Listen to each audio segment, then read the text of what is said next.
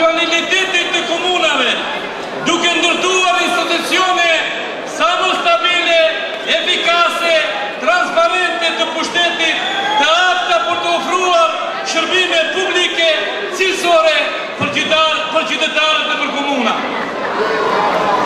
RDK do të udhëheq me ndryshime që nuk kupton ndrimin e gjendjes, proceseve, mënyrës së të punuarit, sjelljeve në udhëheqjen e pushtetit lokal. Ne do të ndryshojmë gjendjen e shqiptarëve në komuna shqiptare, e cila është nënshmuese, degraduese dhe eksploatuar në aspektin ekonomik e diskriminuar në aspektin politik, arsimor, kulturor, gjusor nga pushteti qendror. Ne do të ndryshojmë procesin qeverisës dhe menaxhues. Nuk do të kemi menaxhim kukull si deri më tash, por do të imponojmë udhëheqje sipërmarrëse me projekte, iniciativa, plane konkrete dhe reforma ashtu siç ka punuar kryetari i Gostivarit Rubin Osmani.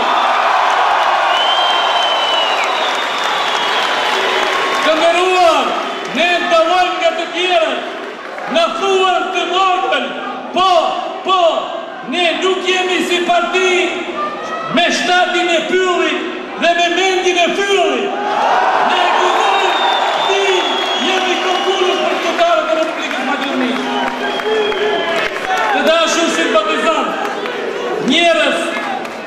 dashur simpatizant, njerëzit pa ajër mund të jetojnë disa minuta, pa ujë mund të jetojnë 2 javë, pa ushqim mund të jetojnë 2 muaj, por pa ide, pa projekte, vdesin me njëherë, por ku formën u aqojnë në lartë, kur u pëshën zemra.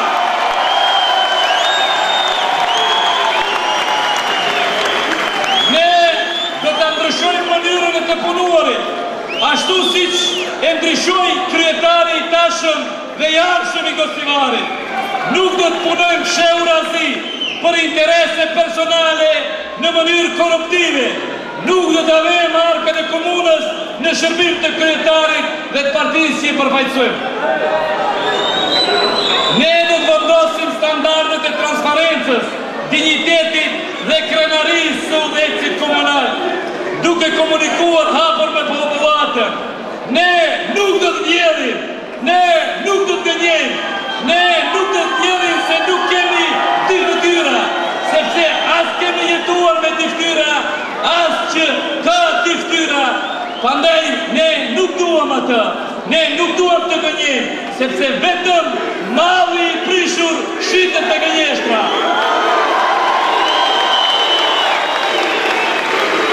Të nderuar, ne nuk kërkojmë vota që të vimë në mandat me besimin e popullit e të qëndrojmë në pushtet me paratë e vjedhura nga populli. Ne dalim nga pushteti me qëllim që të punojmë në mënyrë të ndershme dhe të realizojmë aspiratet e shqiptarëve. Ne do të ndryshojmë sjelljen e participimit në pushtet, duke vepruar si një leadership strategjik, duke përdorur të drejtën e kontestimit, shpërndimit, rebelimit demokratik me pushtetin qendror. Në rast nëse vazhdon diskriminimi financiar, buxhetor, në arsim, në shkolla, në infrastrukturë, në kulturë, në mbrojtjen e fëmijëve, në sport, si deri më tani. Do të iniciojmë propozim ndryshime të gjitha rregullave, udhëzimeve, procedurave, ligjeve që janë diskriminuese për shqiptarët. Të gjitha këto ndryshime do t'i bëjmë me intelektualizëm, duke promovuar inteligjencën, racionalitetin dhe dijen si askush tjetër, pasi vetëm dituria përcjell diturinë dhe realizon vepra. Të nderuar, ne edhe mund të gabojmë, sepse jemi njerëz, por ne e pranojmë gabimin dhe nuk qëndrojmë në gabime, sepse ai që qëndron në gabime nuk është njeri, por është djalë. Të nderuar, e dëgjojmë këtë ish kandidatin e dështuar që hini dhe doli nga ministria dhe nuk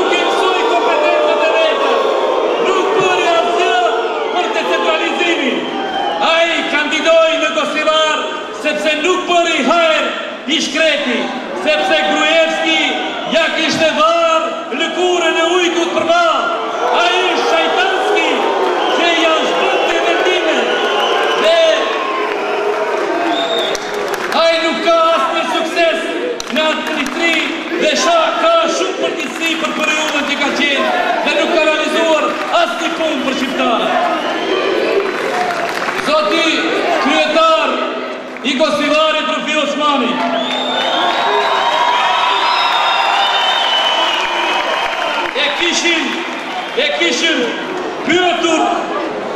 kishte pyetur e mundshmja e realizuara të pamundshme ose premtimin.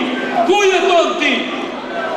Ai u përgjigj se jeton në ëndrat e paaftëve, se pasi paaftët nuk të premtojnë. Kurse premtimi për realizime sot nuk jeton në kokën tënde, por është bërë vepër dhe jeton në Gostivar nga mahalla e re deri te mahalla e vjetër, në Çegran, në Porin, në Tërmesh, në Ramen, në Veçër, në Turkot, Balitor, Banis dhe Gjetiri.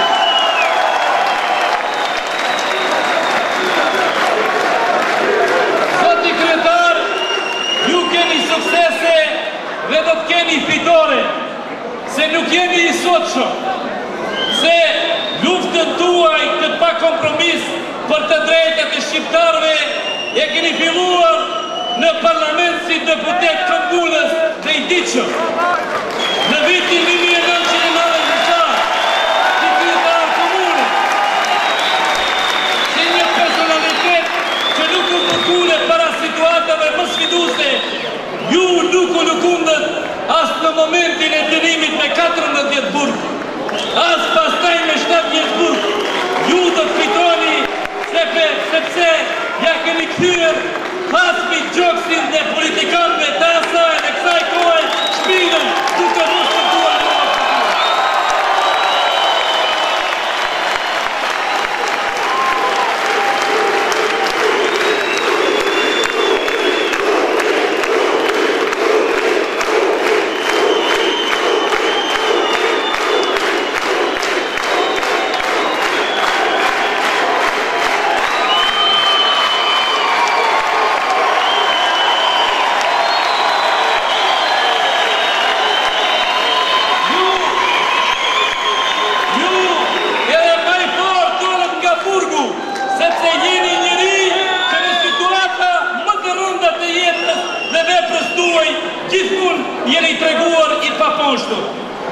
Ju Rufi Osmani dalloni nga të tjerët sepse vështirësia e situatës personale dhe familjare nuk u përkulli, por edhe pse i lënduar, ju u arriti guximin dhe patriotizmin për t'i ndalë ndin popullit shqiptar.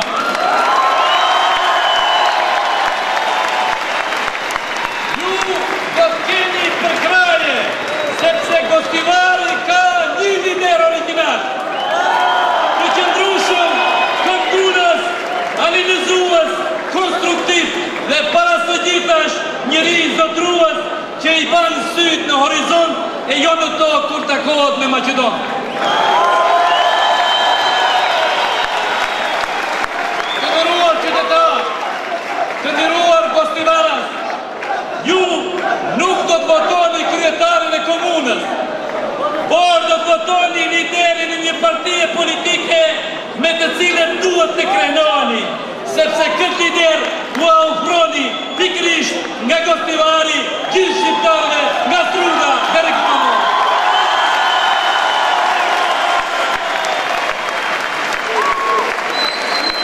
Të nderuar, unë jam kandidat për kryetarit të Tetovës, për Tetovën e përgulur. Kandidoj në qytet ku gjithë po thuan se Tetova është në krizë, është në borxhe të papaguara. Në gjuhën e shkruar kineze, fjala krizë përbëhet nga dy simbole. Njëra përfaqëson rrezikun dhe tjetra mundësi. Me rrezikun do të përballen se njerëzit që rrezikojnë mund të humbin, ata që nuk rrezikojnë gjithsesi kanë humbur.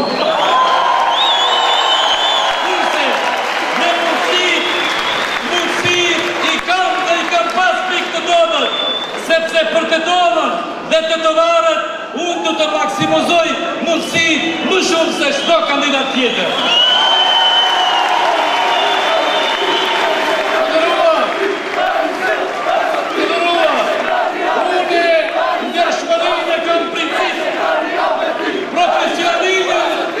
Profesionalizmin e kam habi, punën e këpore e kam obligim, kurse suksesin e kam si